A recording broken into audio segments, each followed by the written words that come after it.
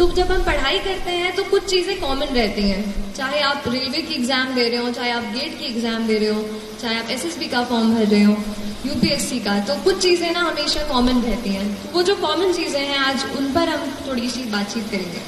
The first P is about productivity, कि कितना हम टाइम अपनी पढ़ाई को दे रहे हैं और उससे हम कितना आउटपुट ले पा रहे हैं, है ना। कई बार ऐसा होता है कि हम 10 से 12 मतलब है ना बिल्कुल गिन करके बैठे हैं, सुबह से इतना टाइम लगा रहे हैं, पर फिर भी अगर हम एंड में देखते हैं तो हम उतने टेस्ट सॉल्व नहीं कर पाते। क्या आपके साथ ऐसा हुआ है? तो ये चीज का प्रॉब्लम है, मेरे साथ भी होता था ऐसा ही। ये प्रोडक्टिविटी की प्रॉब्लम है, टाइम हम उतना लगा रहे हैं पर उतना रिजल्ट नहीं मिल पा रहा है।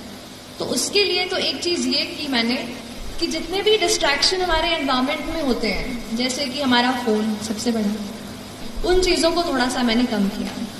उसके अलावा और भी जितनी चीजों में हम इन्वॉल्व रहते हैं इंटरनेट पर पढ़ाई के अलावा, उनको मैंने थोड़ा सा लिमिट करने की कोशिश की। और दूसरी चीज, कहीं ना कहीं अपने आप को एक थोड़ा सा टाइम टेबल में बांधने की कोशिश की। हमारा हर दिन अलग होता है ना। कभी किसी दिन पढ़ने का मन करता है, कभी किसी दिन पढ़ने का मन नहीं करता है, लेकिन फिर भी हमको एटलीस्ट 5 to 6 आवर्स, मैं कहूंगी अगर आप किसी भी एग्जाम की तैयारी कर रहे हैं तो कोई भी एग्जाम जो है वो 5 to 6 आवर्स आपको रोज, मतलब मैं कहूंगी कंसिस्टेंटली आपको देने की जरूरत है ना।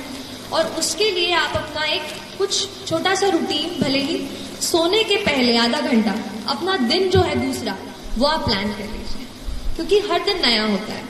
अगर एक दिन आप टाइम टेबल बना दिया, यहाँ से यही करूंगा, और एक वीक आप सोचो कि फॉलो हो जाए, तो मुझसे वो फॉलो नहीं हो पाता था। तो मैं ये करती थी कि सोने के पहले थोड़ा सा आधे घंटे में कल क्या क्या टॉपिक्स पढ़ने हैं, क्या क्या चैप्टर्स कवर करने हैं, वो सब एक बार मैं लिख लिया करती थी।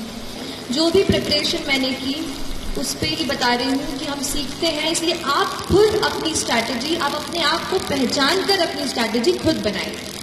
मुझसे एडवाइस लीजिए, लेकिन आप वही कीजिए जो आपको लगता है कि आपके स्ट्रेंथ और आपके वीकनेस के हिसाब से काम आएगी। लेकिन फिर भी कहूंगी कि थोड़ा अपने आप को बांधो, थोड़ा डिसिप्लिन में रहो, थोड़ा सा मोटिवेट रखो, दृढ़ निश्चय रखो। और बड़ा सपना देख लिया है ना तो अपने आप को उसमें पूरा झोंक दो। सोचो कि अब लाइफ में और कुछ नहीं है, जब तक ये नहीं करूंगी ना, ये करूंगा नहीं ना, तब तक कुछ नहीं होने वाला है, न मेरा न किसी और। तो उस तरीके का एटीट्यूड, एक फायर, एक वो पैशन अपने आप में आपको जगाना पड़ेगा। That passion will drive you and that passion will take you places.